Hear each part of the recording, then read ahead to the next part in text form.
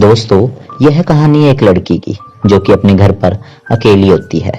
जब वह अपने घर पर अकेली होती है तो वह बड़े मिरर के सामने बैठकर फोन पर बातें कर रही होती है।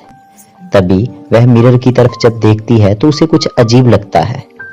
फिर वह इस बात को इग्नोर कर देती है और अपना फोन चलाने लगती है। थोड़ी ही देर बाद मिरर के अंदर जो इमेज बन रही होती है वह इमेज इस लड़की की तरफ देखती है।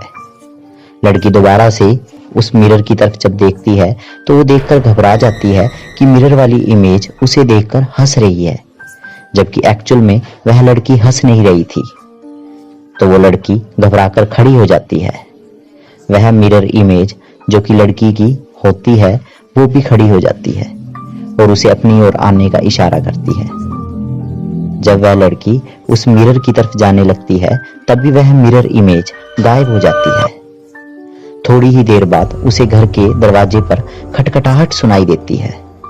तब वह बाहर जाकर देखती है, वहां कोई नहीं होता। फिर उसे घर के अंदर किसी दूसरे कमरे से आवाज आ रही होती है।